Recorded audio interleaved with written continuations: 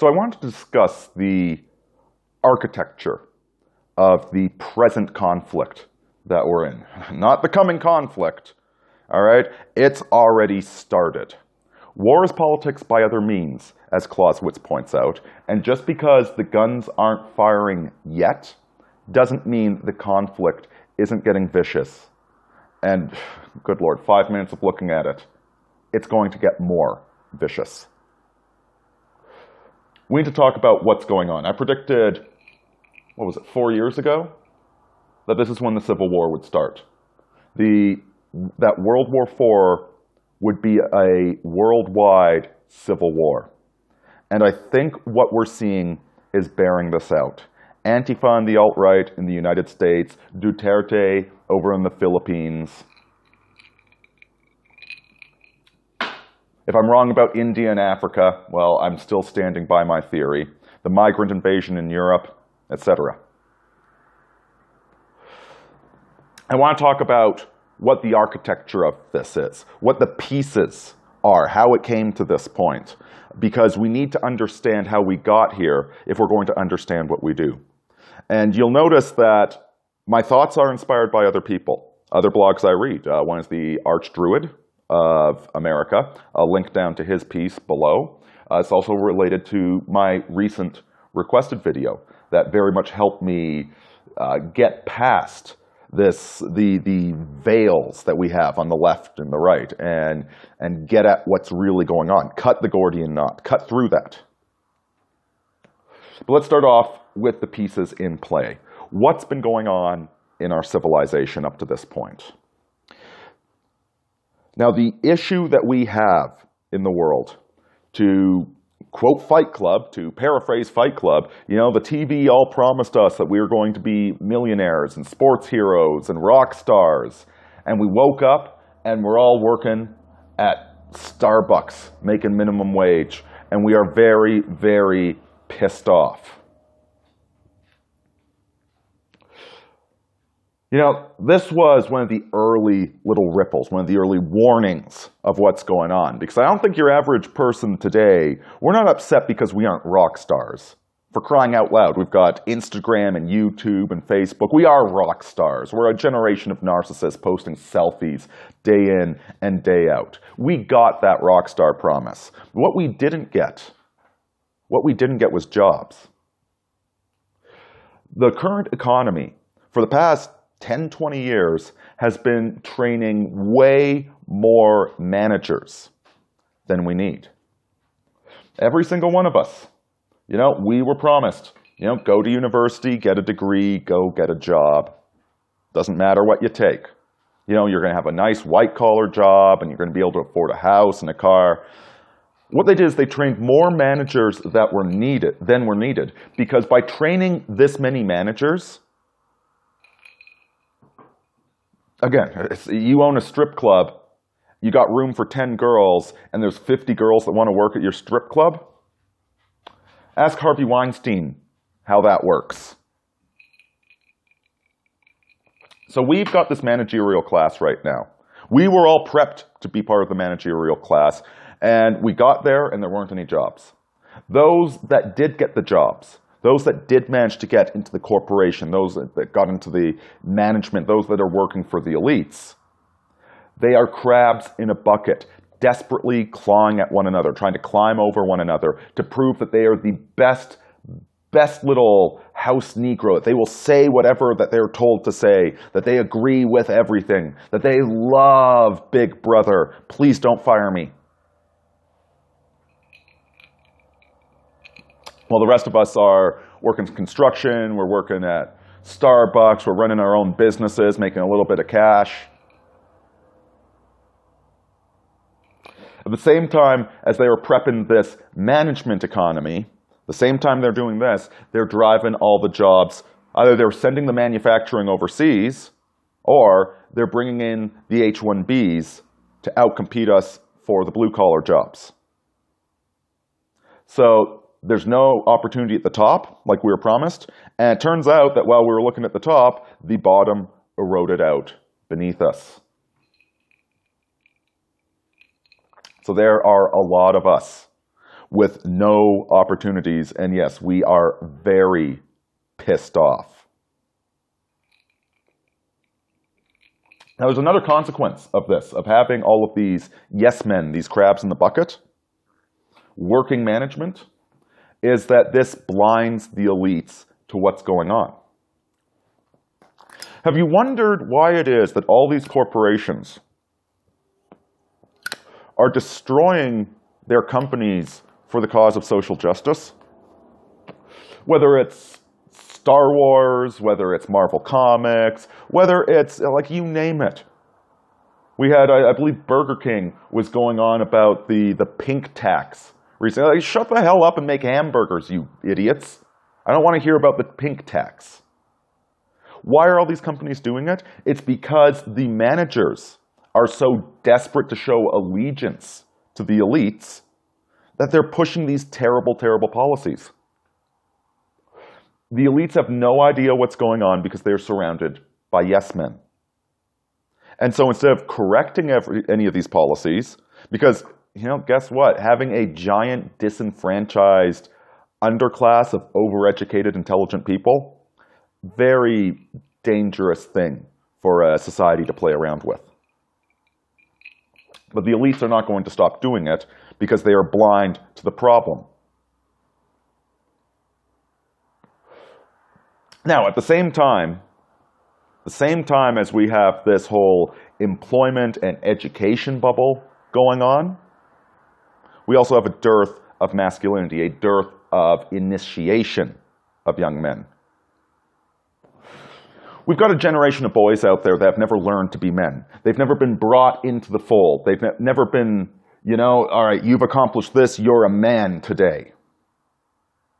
We have no rituals. We have no bar mitzvahs. You graduate high school, then, I don't know, borrow money to go to university and try and have as much sex as you can.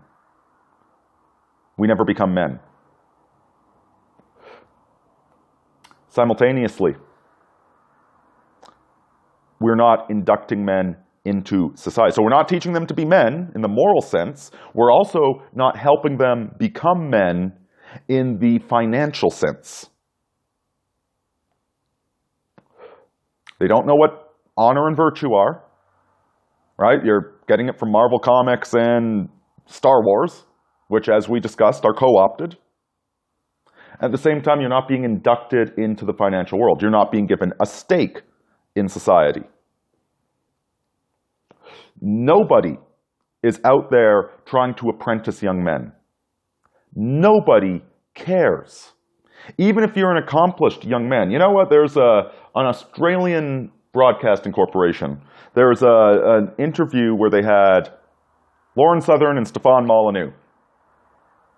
And listen, I'm not throwing shade on Lauren Southern. Okay, she has done quite a bit. But she is, in her mid-20s? And she's beautiful. Stefan Molyneux labored for years to get where he is. And whether or not you like him, that's not the point. The point is that he, at 50, is getting what the girls are getting in their mid-20s. What does this do to the sexual market? Women seek after higher status men. And you can show status by winning a sports ball game or being an athlete. You can show status by being part of a respected organization. You can show status by having wealth. And right now, every social structure we have is bending over to try and induct women into it. Women already have a higher social status than men because they're women, they're beautiful, and they're precious. Without women, there is no civilization. Ask Romulus and Remus and the Sabine women. So instead of encouraging guys, inducting guys, and helping them become men in the moral sense, in the financial sense, no, we're doing it to women.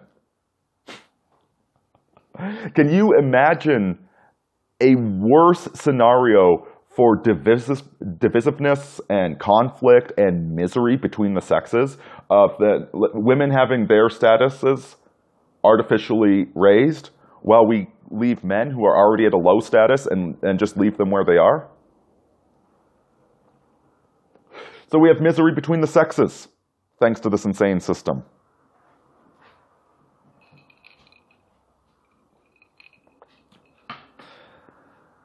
And the result is this brewing conflict, this seeking out of answers.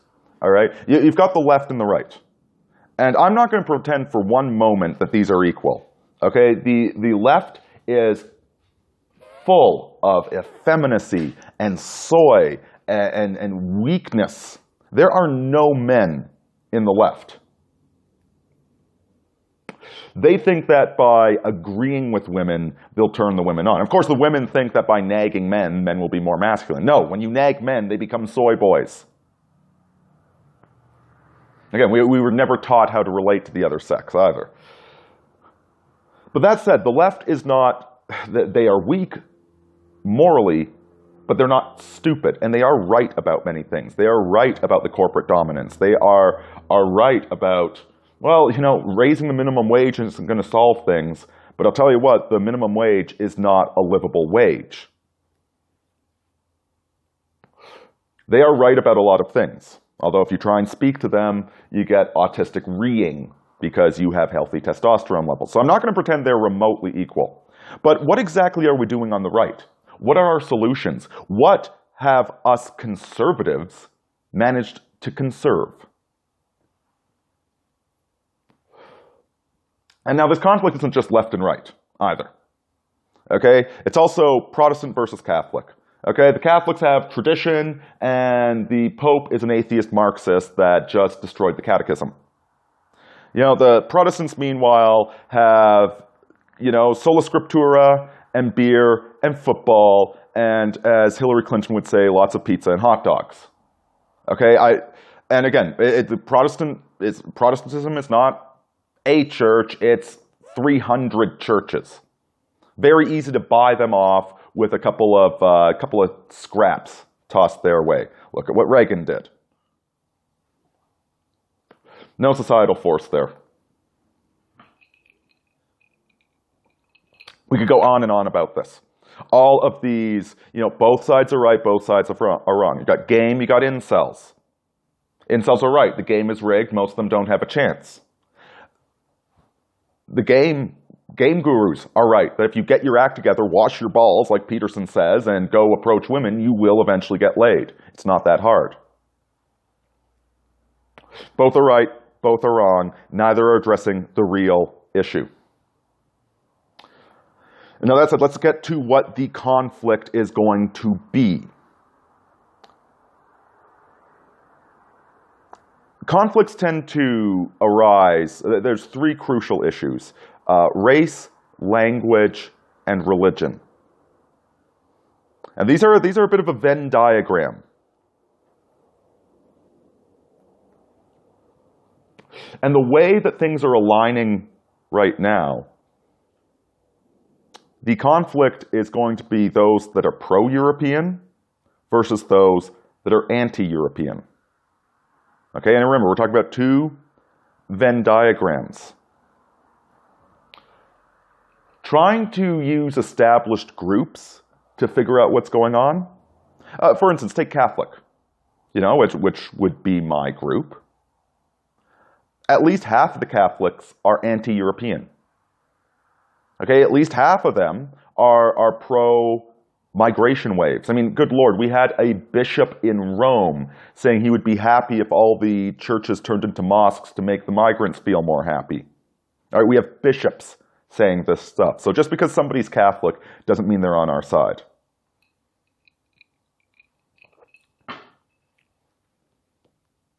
Just because somebody is on the left wing, again, there are good principled reasons to be on the left. Just because somebody is white doesn't mean they're pro-European. We're inundated with whites that are completely, they hate Europe. And just because somebody's non-white doesn't mean they're opposed to Europe. Some of them migrated here because they want to join the culture and become a part of the culture, eventually blend into it. Those people are not anti-European. They will be fighting on the side of pro-Europe.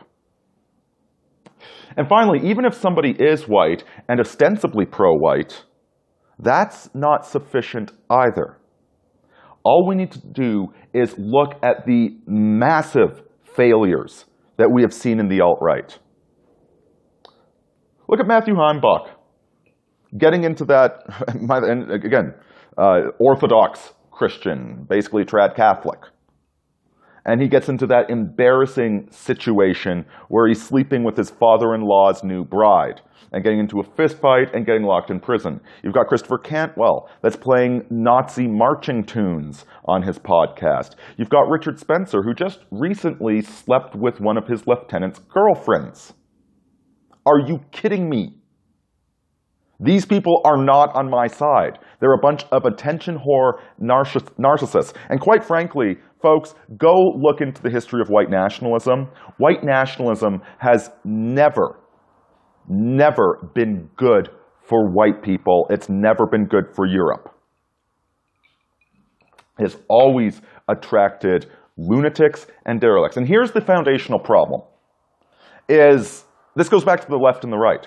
The left, the anti-Europe, they know what they stand for. They stand for the destruction of Europeans. They know what it is.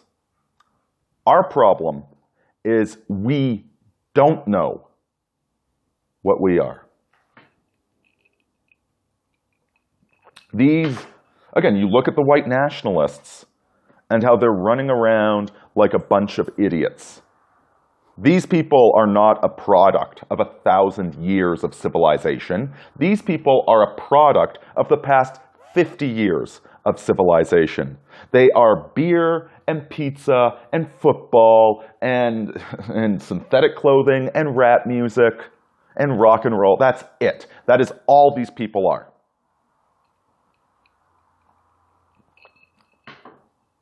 On the one hand, the anti-European forces are weak. Foundationally, they're low testosterone, they're low civilization, etc. We have the advantage over them there. However, our disadvantage is that we don't know what it means to be European, that we don't have civilization, we don't have hierarchies, we don't have organization.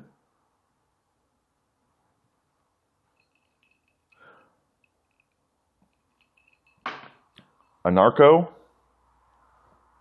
tyranny. Neither of those are on our side. What we need is men with the vision to restart civilization. Civilization's already gone. People are fighting in the streets and trying to destroy one another's livelihoods. That's not civilization, that's war. Marching in the streets with placards, marching in the streets with tiki torches, that's not civilization.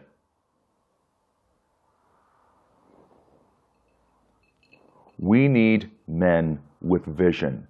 And we need men, we need boys that are going to become men. And we need organizations and hierarchies of virtuous men that are going to network, not to march down the street with slogans on your t-shirt, plastic helmets on your head, and tiki torches in hand. Okay? That's the same consumer garbage that got us into this mess in the first place.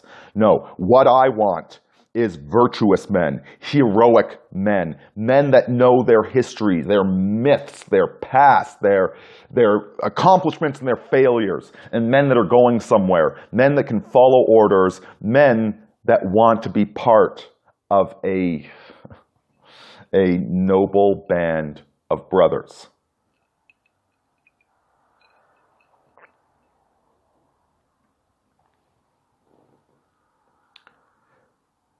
You know, it's the winners that get to write history.